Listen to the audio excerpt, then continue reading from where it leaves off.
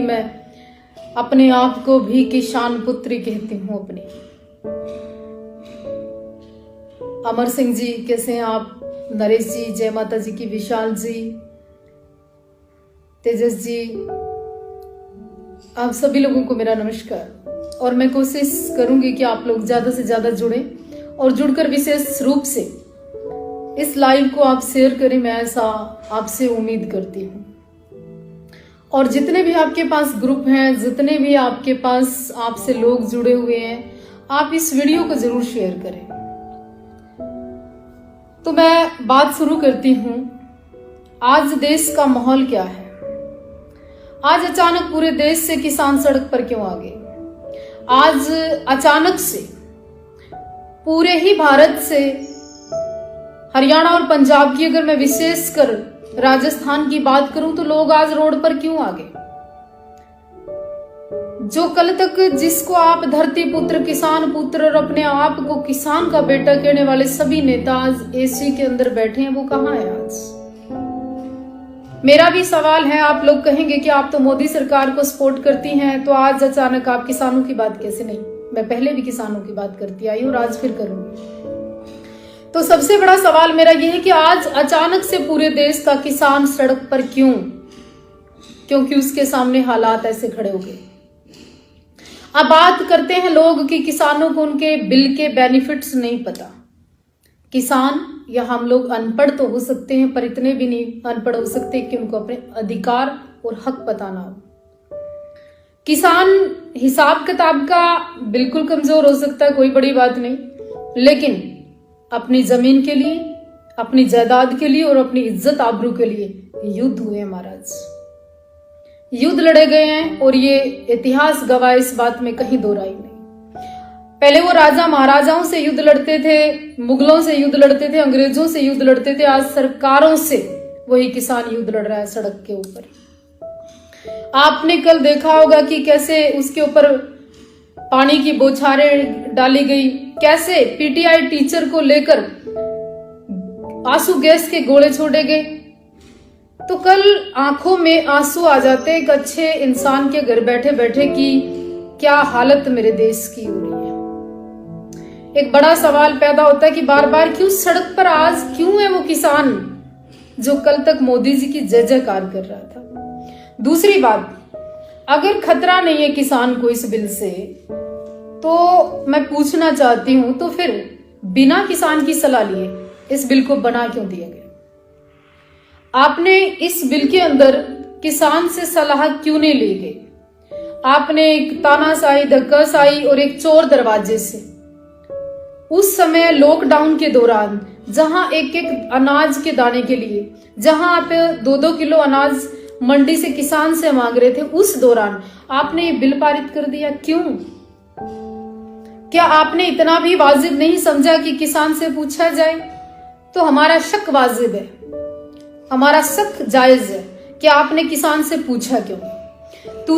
तीसरी बात मैं करना चाहती हूं कि पिछले दरवाजे से लॉकडाउन के दौरान इस बिल को पारित करने की इतनी जल्दी क्या थी आप लोगों को? इतनी इमरजेंसी कौन सी थी कि आपने जो किसान मांग कर रहा था वो तो पूरी नहीं की गई, किसानों के कर्जे माफ नहीं किए गए, किसानों के बिल माफ नहीं किए गए, किसानों को फ्री कोई चीज नहीं दी गई, लेकिन किसानों के लिए एक नया अध्यादेश आप लाके खड़े हो गए जो उसको स्वीकार ही नहीं।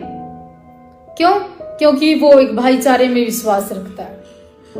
चलो मान भी लिया कि किसान कुछ चीजें नहीं समझ रहा, आज आप कहते हो कि आज हमारा नेता जाएगा और किसानों को समझाएगा।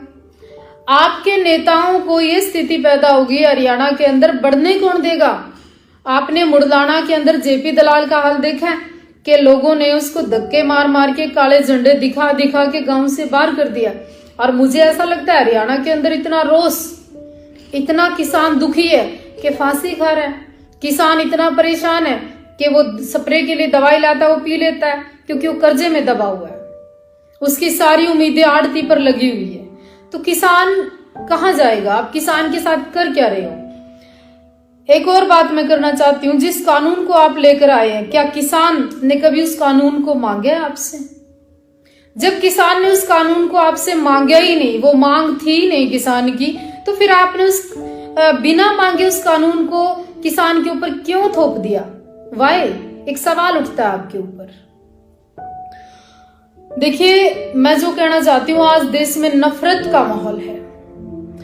हर रोड पर, हर चौराहे पर, हर चौक पर, हर जगह बच्चा, बूढ़ा, जवान, किसान एक क्रोध की आग में जल रहा है।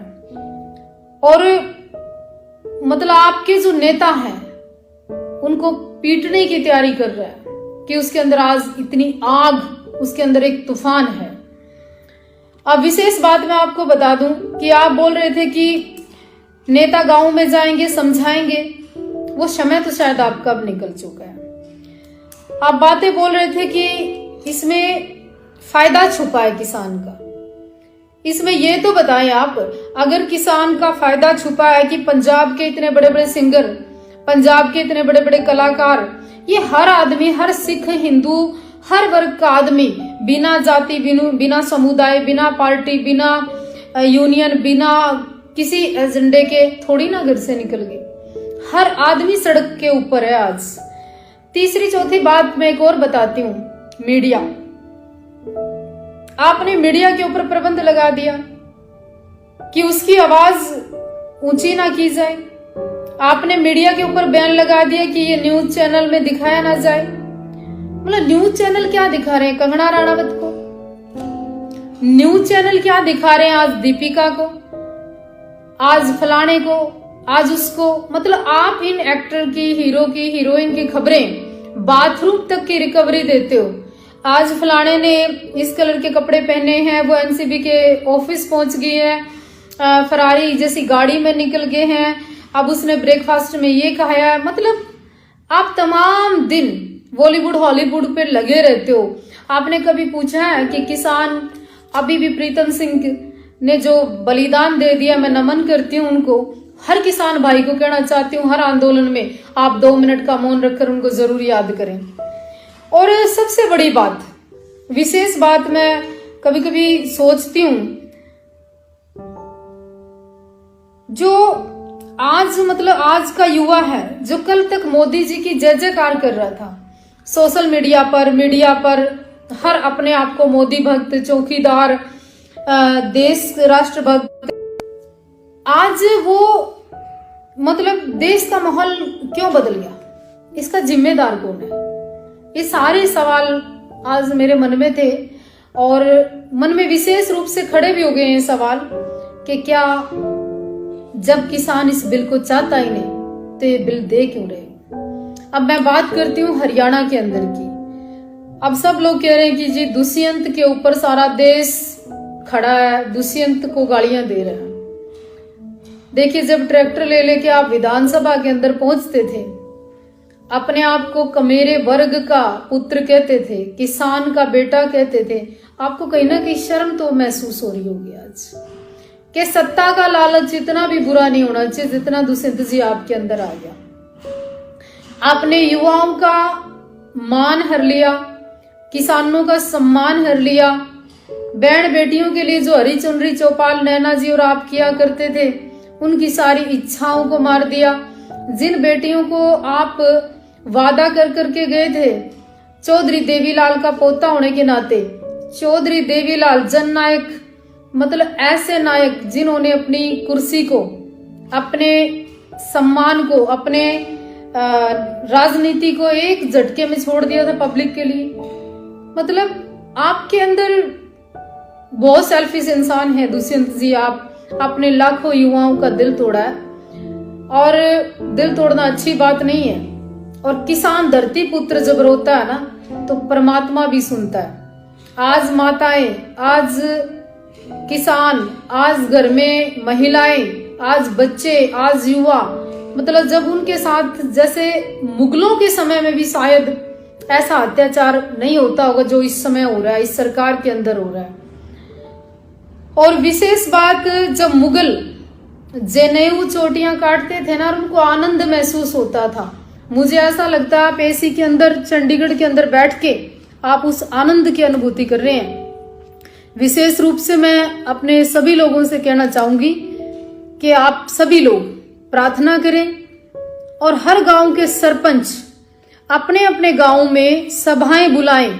सभा बुला के आप सभी लोग ज्ञापन सौंपे, गांव के लोगों को जागरूक करें, सभाएं करें और इस कड़े कानून, जो किसान विरोधी कानून है, ये जो बिल पारित किया है, इसको वापस लेने का काम करे बीजेपी सरकार, अगर भविष्य में कुछ अच्छा चाहते हैं। मैं मानती हूं आपकी 3 तलाक के ऊपर आपका सराहनीय कदम था, आपका राम मंदिर बनाना एक उत्तम कार्य था, आपका जितने भी आपने अच्छे काम किए, वो जितनी भी धाराएं लगाई, जितने भी ऐसे काम किए जो ऐतिहासिक है, उन सब के लिए बधाई के पात्र हो। लेकिन मोदी जी, अगर किसान 1 वर्ष अपना अनाज सरकार को नहीं देगा या अपना अनाज अपने घर में रखेगा